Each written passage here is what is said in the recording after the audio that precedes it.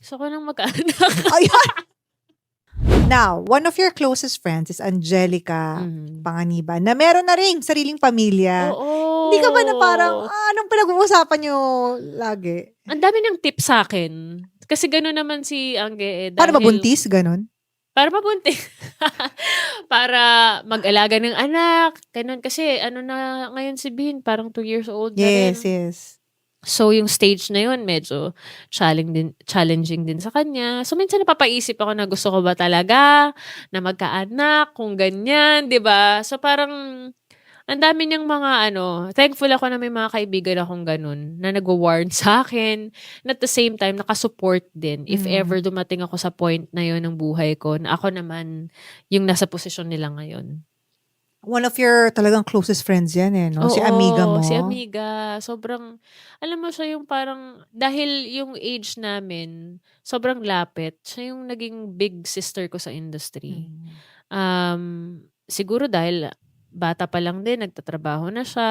Tapos kita ko rin yung achievement niya, yung mga sacrifices niya, mga heartbreak niya, yung ganun. And ang rare yun na makahanap ng totoong kaibigan sa industriya. Kasi nga, parang ang daming mga taping friends, 'di ba? Mga hanggang dun lang na, I mean, ikaw, 'di ba? Hindi tayo naging film friends lang, Yeah, 'di ba? true, Shooting true. friends. Parang rare yun eh. Kaya piling-pili lang talaga din yung mga kaibigan na meron ako sa industry. Oo nga. Bukod kay Angelica, sino pa ba? Yung talagang sabi mo Yan. talagang. Sila Kian, yan, sila China Ortalesa. Sila. What's their Yung mga nasa wedding ko, yeah. Yes, what's their OC Records. Okay, yan. okay. Part ako ng OC Records actually. OC Records ka Artista nila ba? ako, oo. Artist nila ako sa OC. Wow! Yeah. As a music. For the music.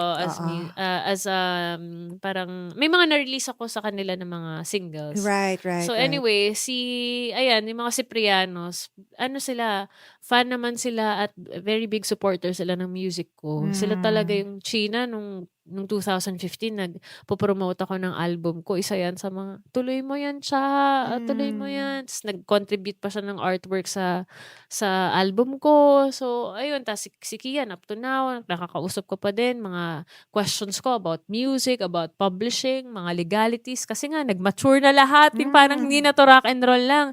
Parang na to, kailangan yung mga galawan natin dito, malinis at hindi tayo mapapahamak, yung mga ganun. Kasi syempre, parang ang saya din na nakilala mo yung mga taong to. Dati, rock and roll, 'di ba? Ngayon parang iba na rin yung direksyon ng buhay, nasa maayos na, 'di ba? Minsan nagse-struggle pero tulungan lang din, suportahan lang din. Yan sila Ketchup. Parang ang saya sa pakiramdam na yung mga tao na kasama ko nung 16 years old ako, 17 years old ako, sila pa rin hanggang ngayon. Sobrang nga I think yung kasi kilala ko rin yung, especially yung wedding, 'di ba? So sila yun talaga sila talaga no. Core ko. Tama, oo. At least, and what's nice about it is sila rin yung, nung nakilala kita, sila na yung friends mo, hanggang ngayon sila pa rin yung friends mo. Oo, tsaka hindi sila yung tipo ng tao na paparamdam nila sa'yo na, mas matagal ako sa industriya, sa'yo yung mas marami akong achievement sa'yo hindi sila ganun. So parang, kaya hindi rin ako na-intimidate nung umpisa pa lang, nung nagkausap-usap pa lang kami at naging magkaibigan kami sa Berks. Kasi kahit na, si Angelica na siya nun, 'di ba? Ang dami niya nang naging achievements, pero para mag-click din kami, 'di ba? Wow, Berks to click. Oy, kalaban yun! Hindi ba kalaban? Pala yun, kalaban sorry. niyo yun! Kalaban Sorry. yun! Pero nag-click din ako Nag-click ka rin din? ako, nag-guest din ako dun. Before ka mag-Berks? Oo, before ako mag-Berks. Kasi nag-audition ako sa Click, tas too young pa daw ako. So parang a year later, naging, parang trivia. Nag-Berks ako after that. So parang yun, yung mga naging ka-Berks ko, parang alam mo yung, mga nagkaroon ka ng high school friends, tapos nag-college na kayo, tapos naging professionals kayo. Kayo pa rin, nagkapamilya kayo, 'di ba? Parang bilang ako, hindi naman kasi ako, ito yung naging school ko hindi na ako nag-college, ito na yung naging college ko Ito na yung mga nakasama ko sa school. So parang pinapahalagahan ko yun. Iniingatan ko yun na hindi mabuwag yung friendship namin. So as much as possible, I make time, 'di ba? They make time also for me, 'di ba? Sila nga na nung wedding ko, Sambales, 'di ba? parang sinabi sa akin ni Kian yun na, "Mahal ka talaga namin, amiga. Para mapapunta mo kami dito." Parang ang saya naman. At least sa lifetime ko, 'di ba, naka-gain ako ng mga totoong kaibigan na may nagawa akong tama, yun. True, true. And yung mga kaibigan na kahit ang tagal yung hindi nag-uusap or whatever, pero pag nag-usap, parang kailan lang tayo huli, di Yes, ba parang, oo, parang oo. lumipas ba yung panahon? Parang Gano'n, tayo, di oo, ba? gano'n yung mga kaibigan ko nga dahil alam natin na busy tayo, meron tayo Yes. iba't ibang ginagawa. Parang hindi yun reason para magtampo or para isipin na, Yes. bakit kaya ano, andiyan naman ang social media, comment ka lang, like ka lang. Uy, Yes. nagpaparamdam siya, ano kaya meron, 'di ba? May Or mga at least hindi clingy. Alam mo correct, yung parang, correct. bakit hindi mo ako pinapansin, girl? Yes, Di ba? yes. I think yun yung mga tipo ng kaibigan talaga na nagsi-stick din sa'kin. Even, Mhm. I mean, sa relationship din parang, long distance kahit Yes. na mahirap yung long distance pero minsan pagka nami-miss namin yung mga missed calls na marami, no problem, okey. Kasi hindi ko nakita yung phone ko, eh. Parang Right. hindi siya yung tipong ansa-ansa lang na, "Anong meron? Bakit di mo sinagot yung" wala kaming Yes. gano'n ni David, eh. Yes, yes, yes. Which is very great. Yeah. Ngayon, sino naman yung mga Ayan nakaaway na mo? tayo. Eto na! Finally! Finally! Umabot na tayo. Mag-isa't kalahating oras na. Finally! Oh my God. Hindi naman sa nakaaway, pero parang nagkaroon lang kami ng beef na I'm so ano, parang sayang, nasayangan ako na natapos yung show na hindi kami nagka-hug. Parang gusto ko sana, hinahanap ko siya, eh, parang gusto ko sana siyang i-hug na parang, "Uy, okey na tayo, ano na, move on na tayo." Parang hindi lang siguro kami nagkaintindihan tapos baka na-misinterpret namin isa't isa, parehas kami mga pinagdadaanan kasi nga drama yung ginagawa namin. Hindi naman talaga kasi madali mag-drama sa totoo Mhm. lang, 'di ba? Kasi emotionally tasking siya, eh. Ibibigay mo yung emosyon mo araw-araw or every time na nagti-taping kayo. Alam mo, Mars, meron ako nakausap dun sa Stars on the Floor. Maano ko lang, naisip ko lang 'to kanina, ma-share ko lang. Yung ka-partner ko sa Stars on the Floor, 24 years old siya. Sabi ko, "Bakit sobrang galing mo sumayaw?" Sabi niya, Hindi kasi ako natatakot mapagod. Parang bata pa lang ako, naabot ko na yung rurok ng pagod ko. Para dumating siya sa 'di ba kasi physically ano siya, eh, yung dancing ano Hmm. siya, parang yung physical requirement talagang grabe din, eh, 'di ba? Yung mga binibigay ng mga iba. Hmm. Sa acting gano'n, naabot ko yung rurok ng emotional exhaustion. Na gano'n pala yun. To to the point na nag-aano ako, hyperventilate ako, Mars. Ilang beses akong gano'n talaga.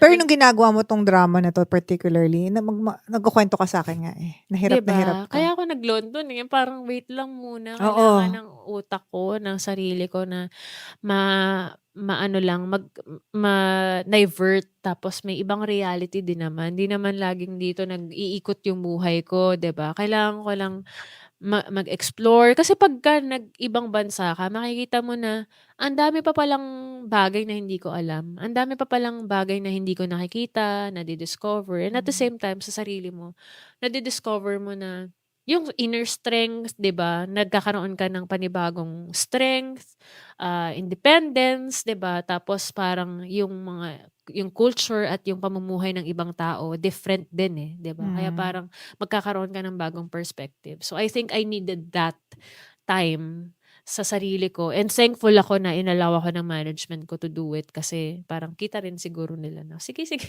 alis ka na." Pagod Oo, ka na. supportive naman sila sa kung ano mang paalam ang, i-aano ko sa kanila, ibi-bring up ko sa kanila. Pero sorry, going back lang, this person Hmm. na nagkaroon kayo ng beef with each other, you don't talk anymore? Like, since that time? Hindi na, Hindi hindi na. nagkaayos? Oo, parang ayaw na yata daw ako makatrabaho forever. Sinabi niya yun? May nagsabi sa'kin, pero again, sa showbiz di natin alam, baka may exaggeration yun, 'di ba? Baka merong additional ano dun, parang, ewan ko, parang may adlib na involved, 'di Something, ba? Hindi ko yeah. alam, eh, kung ano yung na-add dun, eh, pero parang sabi ko, "Sayang, sad naman na ayaw niya na ako makatrabaho." Okay. At least marami pa rin gustong makatrabaho ka. Oo naman. At nandito pa rin naman ako, nagtatrabaho with other people. Exactly, exactly.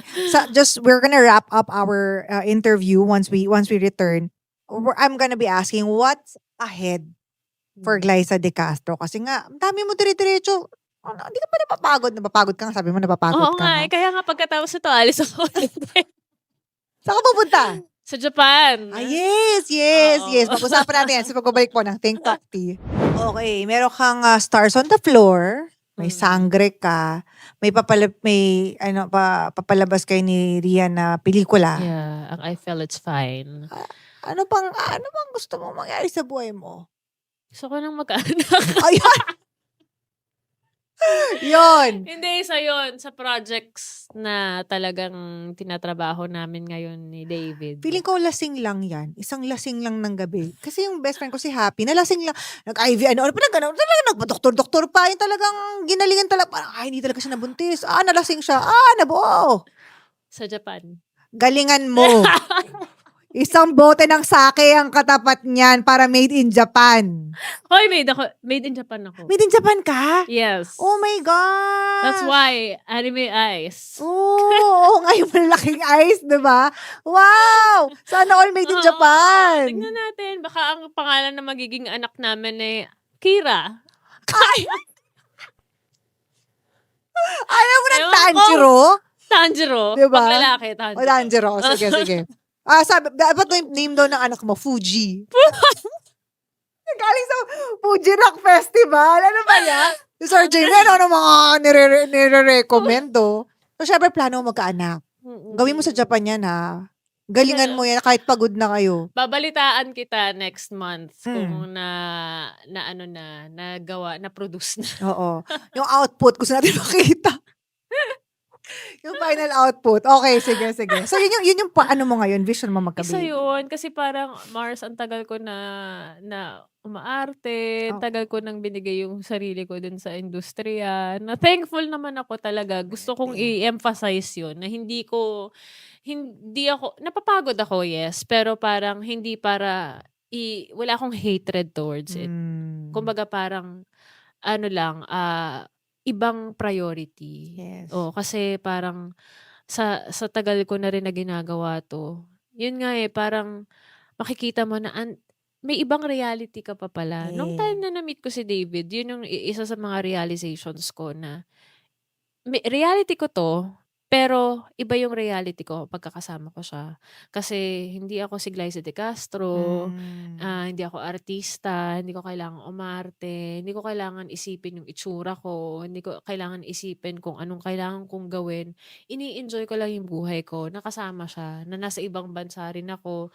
Pagka nandun ako sa ibang bansa, parang kahit na anong, 'di ba, parang sa araw-araw, yung ginagawa ko dun, wala akong kailangan i-please na tao, parang gano'n.